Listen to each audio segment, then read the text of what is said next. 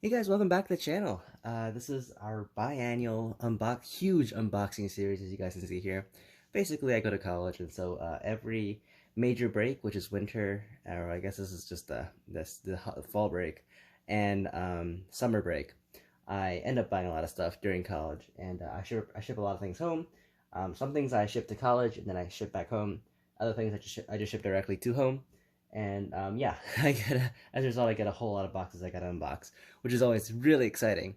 And I like to usually film these, not only just because I'm sure you guys are interested, but also because, well, I always record my unboxings in case something is damaged. So without further ado, let's get started.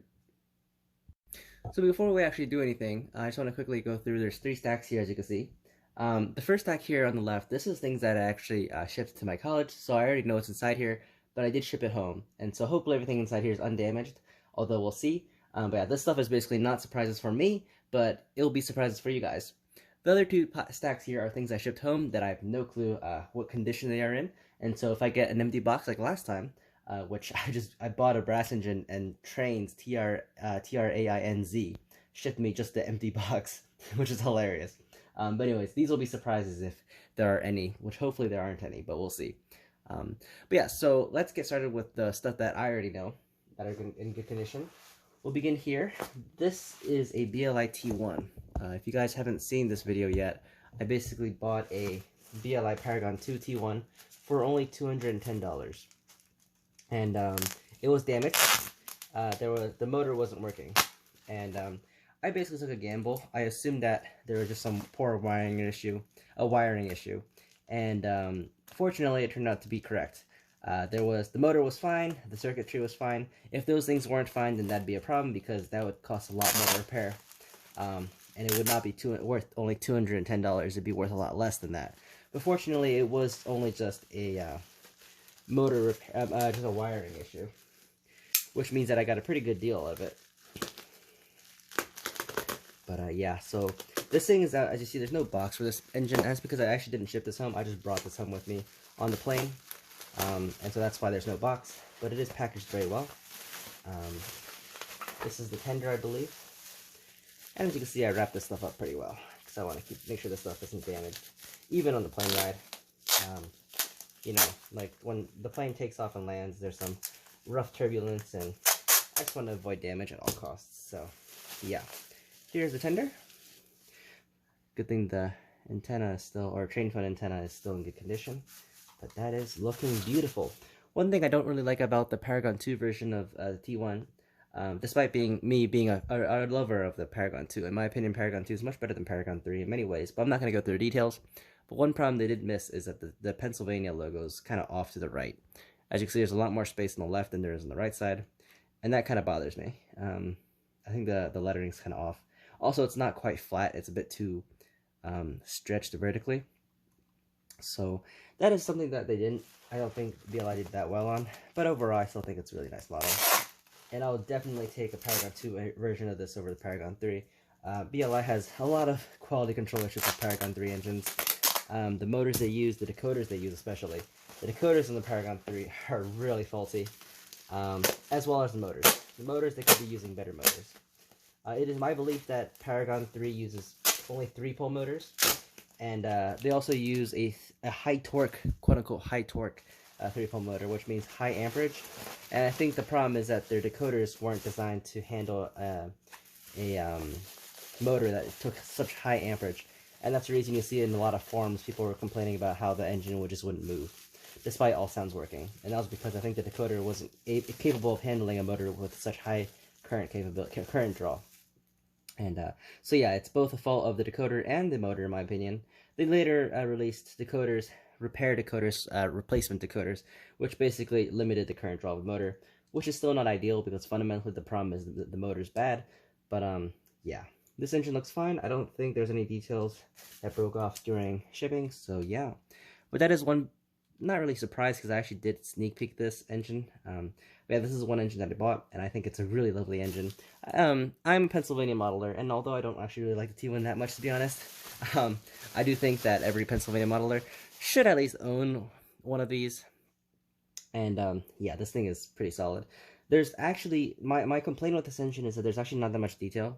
A lot of the details are molded on, like these grab irons in the front. Oh, by the way, this is the modernized version of T1, but yeah, these grab irons here are molded on. That's really disappointing, as well as the piping on the sides here. There's a lot of molded on detail in this engine. That's why it's really disappointing in my opinion. There could have been a lot more separately applied stuff. But in exchange, you get a die-cast body, which, to be honest, isn't that important. I mean, this is such a big engine. I think die-cast is kind of wasted on this thing. If this was a E6 or a smaller engine like an A5 040, that would require die-cast much more than this engine does. This thing honestly could be plastic and it'd still run fine. But that being said, this entire running board and the cab is die-cast. This shell here is plastic. But yeah, BLI chose to get die-cast, and honestly, I would have preferred a more detailed plastic engine than a less detailed die-cast engine. But that's just personal opinion. Overall, though, this is an excellent model. And yeah, so let's move on to the next engine before this video becomes too long. Next up here, we actually have a box up on the top. You can barely see. Right here. I actually didn't unbox this yet. I was going to save it for the video. But this is a Santa Fe 462 Heavy Pacific. This is the 3400 class Santa Fe 462. And yeah, the reason this is out of its box is because originally when this was shipped, I shipped it to my house, and unfortunately the outer box, the USPS box, was soaked in water because it was raining. And yeah, so this thing, I basically told my family to take it out of the box and try to dry it, because I don't want mold build up inside this. To build up, here's some Champ decals, it's always nice to see. But yeah, so that's the reason it's outside of the box. But this is my first time seeing this thing. I did not open this before recording. Let's take out this. This feels like a tender because it's not that heavy. This is very interesting old packaging. It's like tissue paper over a harder gift wrap paper. Here's the tender. That looks pretty solid. I mean, the detail isn't impressive. This is an older model, by the way. These things are pretty old. The detail is by far, I mean, it's solid. Like, it's not amazing or anything, but it is all there. It's nice to see. Yeah, so I'll put it to the side. I'm gonna wrap this back up. Yeah, these models are actually okay. I mean, they're actually not amazing models, and they go for very little, actually. I saw on Train World, sorry, not Train World, Brass Trains. Here's the broken step from the near the on the engine, which was listed, which was in the listing, so I'm okay with that. But anyways, these engines are actually not worth that much. Brass Trains values them at only $160, which is insane. I think these engines are solid. I think they're valued at about $200. And what's really special about them is that no one else makes a Santa Fe 3400 class, sorry. Except this, Max Gray and Balboa, and then also Key Brass. But those are super rare and also super expensive. It's nice to see that.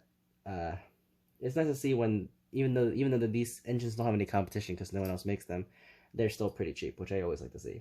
They have the nice disc drivers, which always look nice. Yeah, so one thing I did notice, which was really strange, and I saw this in the photos, is that if you look close on this, you'll see that there's two holes. One there and one there, which is very strange. I'm going to have to fill those holes in because those holes look kind of terrible. In fact, this entire headlight casting looks kind of pitiful. You could definitely tell this engine definitely shows its age when you see the headlight casting. I mean, that thing looks pretty terrible. Like, there's no indent, there's no border around the front here. This is supposed to be a circle, and it's actually an oval on the side. Yeah, this engine definitely shows its age when you see that kind of stuff. But it does still have plastic brake shoes, which is usually a feature that shows that this engine's made in the later ages. But I don't know, it's weird. It's both really early, like this bell is very crude, the whistle's very crude. Can you see the whistle there? Yeah, the whistle's very crude. But for some reason, it also has very modern, pickup shoes, which is again something that you see in the later models. That's how you differentiate between an early and a later built PFM United engine, by the way, or just engines in general. Is if they have brake shoes.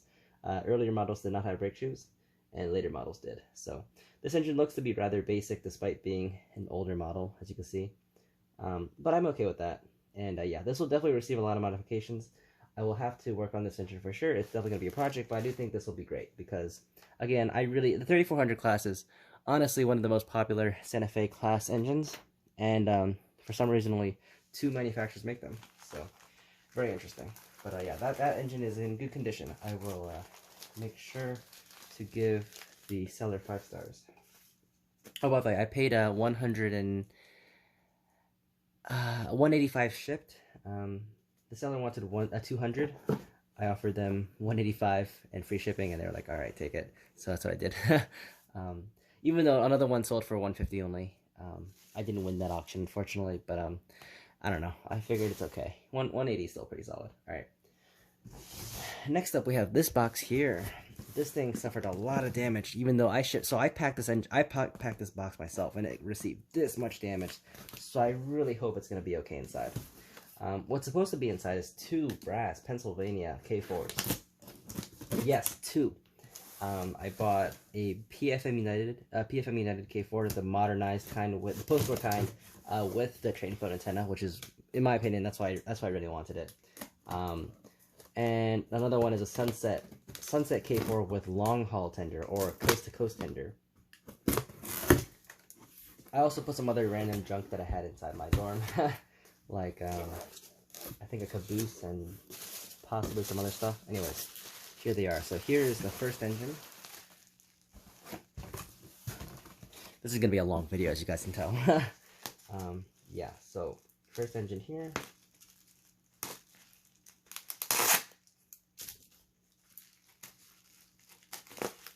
Yeah, so anyways, this one is, let me see what this one is. This one is,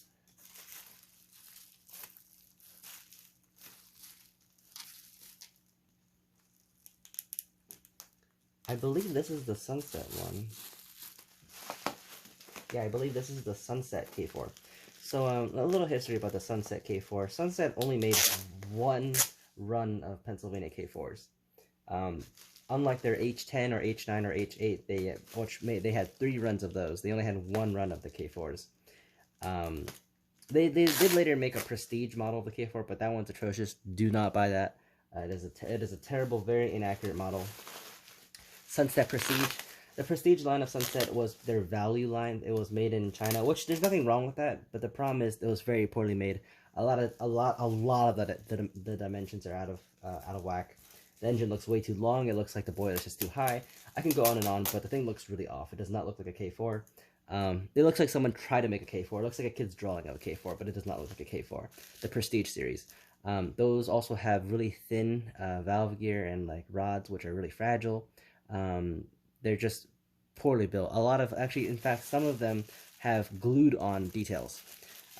When they couldn't solder a part properly on, instead of trying to resolder it, they just simply glued it on, which is just terrible. So some people, there's like horror stories of people trying to strip the paint on those engines, and a lot of parts just fell off because everything was glued on instead of soldered on. Anyways, so yeah, Sunset did make 1 version of the K4, and interestingly, they made 1 run, and the 1 run they made was the K4 with the long tender. As you can see here, this is a standard 210 F70 or P75 in this case tender. The same tender you see on the M1s. This is in fact the same tender you see that BLI makes on their long haul version of the K4.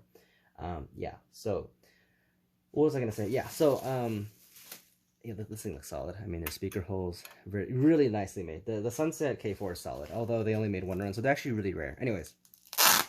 What was I gonna say? What was I saying? Yeah, so Sunset only made 1 run, and they chose to make the long haul version, the version with the long tender, which is strange because historically Pennsylvania Railroad only had 10 K4s with the long tender. I believe, yeah, 10 of them with this tender, and they were unsuccessful. They were placed on during the late 90s, or late 30s, and then they were quickly removed. Right during the post-war modification, so they're removed like I believe mid 40s, maybe even early 40s. But yeah, they were very unsuccessful. The water would slosh back and forth too much in these tenders when the K4s would try to accelerate and decelerate. Long tenders, understandably, are not really good during high speeds, and that makes perfect sense. Why I'm baffled by Sunset would make their only K4, a K4 with a long tender, is because they also included, now this one doesn't include it, but the original K4 that they released in the original box, there was parts to make it post-war. There was parts inside the box to make the front post-war and also the pilot and everything like that. But see, that's incorrect, because K4s that had the post-war modifications never had a long haul tender, because as soon as I said, you know, by the time they received post-war modifications, which was like 1945 through 1948, the long haul tenders on the K4s are already long gone, and so it doesn't make any sense for Sunset to do that kind of thing, especially with Sunset being such a nice, you know, manufacturer. I don't see why they would do that. Anyways, I'm baffled by I'm baffled by their decision. However, this model is solid. As you saw, the tender looks really nice. All the details look really great. The engine looks very solid too. Fine drivers, sprung drivers, obviously. Canon CAN motor. I don't know if you guys can see that underneath there. Yeah, I mean, just the works. Very nicely, really nicely done. It has the yeah, all the pipes and stuff like that. Probably one of the best detailed K4s, honestly, in brass. The Sunset one, in my opinion, is probably the best value. The PFM one's a little bit crude, and the precision scale ones are really hard to find. These are really nice models, honestly. And these, as you know, Sunset models run amazingly. So, yeah.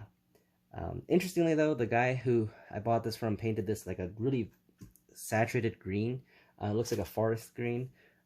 Definitely far too green to be a Brunswick green. Brunswick green's a lot blacker than this. This is a very vibrant green. I don't know if you guys can tell. They also didn't paint the chassis black, which is supposed to be, you know, on Pennsylvania models, the bottom's supposed to be black, top's supposed to be green. And also, interestingly, they painted the wheels, the front truck wheels. I guess they forgot to mask the wheels, because the wheels are completely covered in paint too, which is very interesting. But yeah, so this engine looks good. It arrived in good condition despite the box being mangled. I'm gonna put this aside here. I just have the engines laying around right over here. Anyways, all right. Next up, we have a PFM United Pennsylvania K4. So as I was saying, the PFM United versions tend to be a little bit more crude. They're not nearly as detailed, and it definitely shows their age. Like, there's some really crude parts on this engine, and that's actually what I plan to modernize. So this engine, along with the Max Gray Santa Fe 462, I do plan to give a lot of new brass detail parts to them to upgrade the appearance of their of the engine. So in this case, let me get rid of the tender first. Yeah, so this one will receive I actually have a whole catalog, or what do you call it, shopping cart of, you know, parts that this engine will receive, including a new water scoop from tender, a new train control box, a new injectors, new whistle, new bell, I believe, and a whole bunch of stuff. Here's the tender. Arrived in good condition. So as I said, this is a train foot antenna equipped tender. This is also a 130 P75 tender. It's a little bit longer than your standard 110 P75 tender. Basically, the 110 is 11,000 gallon tender. This is a 13,000 gallon tender, so it's a little bit longer. This one also has a train foot antenna, which is actually interesting. I was going to add train foot antenna to one of my other K4s with the regular 11,000 gallon tender, but the problem is you have to have the water hatches horizontal, you know, parallel with the tender instead of perpendicular. So that would involve having to remove the water hatch, filling up the hole, and then putting two fresh ones like this on a BLI or MTH tender. And the problem with that is MTH and BLI tenders are die cast, and so it'd be a lot harder to modify. Although not impossible, I'm just too lazy to try to fill in a you know, tender hatch hole on a die cast engine, and also drill holes for a train foot antenna. So yeah, but this thing looks solid. The one thing it is missing is the one of the shoes, one of the pickup shoes, which I actually forgot, and I left that on campus, so I'm gonna have to go back and grab that, which is unfortunate. But yeah, so this thing is missing one of the rear shoes, but otherwise it looks pretty solid. The paint job is pretty horrendous, but that's expected. This thing was painted a long time ago. But yeah, I also, here's the I don't know if you guys can see that. That is the really terrible looking water pickup scoop thing.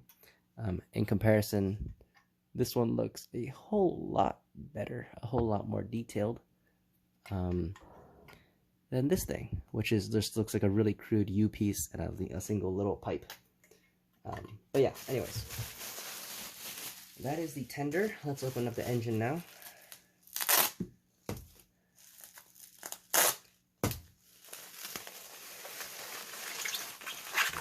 And yeah, these engines are actually excellent value. They go for actually very cheap on eBay. I got the thing for only $130. Oh yeah, I paid the Sunset. I paid I think $170 for that. I paid $130 for this, so it's really cheap. Yeah, so this thing was really cheap, but yeah, and definitely it's pretty crude, but I think it does really hold up. This thing is actually rather well detailed, and especially the front. The front looks really good on this engine. I'm actually genuinely impressed by how nice the front looks. But some things, as I said, like this piece right here, this is the injectors. This is rather crude. The whistle is kind of crude. This control box here, this box, I think it's the train front antenna box. This thing is really crude. As you can see, it's just like a stamped piece. And then again, this injector back here is really crude. Otherwise, though, the front looks really nice. Everything else looks really solid on this engine. It will obviously need a new CAN motor and also a new gearbox because this thing runs rather noisy, like all PFM engines. But overall, this thing is really nice. So yeah, that is it for this box.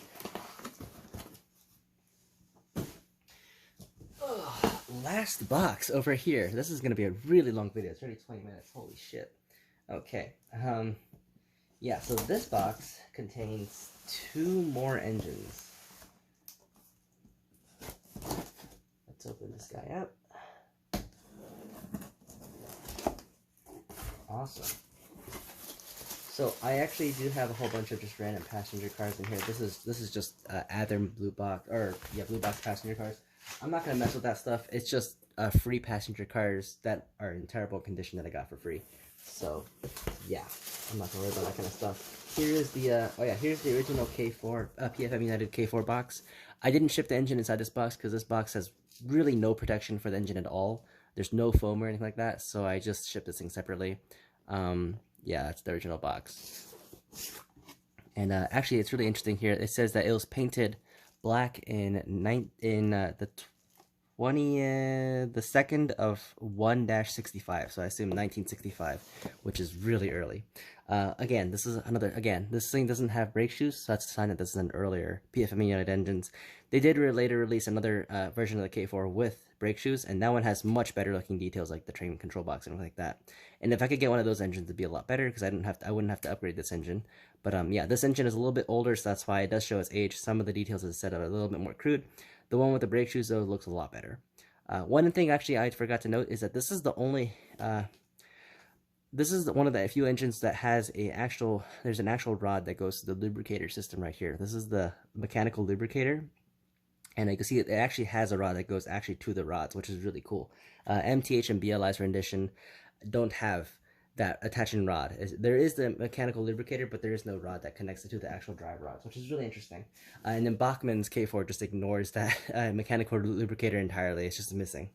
So yeah. Anyways, next up, I have this bad boy. And yeah, so I already have a Sunset Brass H9, but this one was really cheap. It was $150 free shipping. And it is a Sunset H10. This one does have the Lines West tender bunker on here. And this is actually a custom paint job. I don't know if I like this custom paint job. It looks okay, but I think I don't know. I'm kind of split because it is black. It's not Brunswick green. Oh boy, looks like the front came off. There we go. Yeah, so this engine I got for only $150, which is ridiculous. $150 for a brass Sunset H10. This is the third one with the Mashima CAN motor and also obviously the classic Sunset gearbox, which is really nice.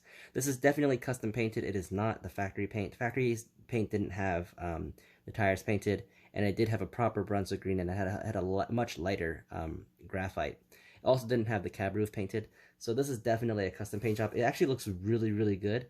It's just that it's not green, it's black. I might just keep it though. I might not repaint this because that honestly looks fine. I'll just have to repaint the cab roof because the cab roof and the tender roof are not supposed to match. The cab roof is supposed to be a much browner, more brown shade than the tender roof, tender deck. Sorry, but yeah, this engine looks pretty fine. I'm also gonna repaint that number plate, which should not be red. And yeah, this thing looks really good though. It does run. It is missing a screw. As I said, I paid $150 shipped for this thing, so it is an absolute steal. This thing is more detailed than the BLI engine, and even with the cost of a decoder, it is still significantly less than the $300 you'll pay for a BLI H10. Sorry. So that is another engine. Also, yeah, it comes with the post-war modernized with the deck. I'm not going to install this though because Pennsylvania Railroad didn't really actually modernize their H10s to have the deck in the front, the service deck. That was a signature H9 class thing. The H10s didn't really get that. I don't really know why, but they just didn't really get it. Yeah. Alright, and the last thing inside this huge box is this bad boy.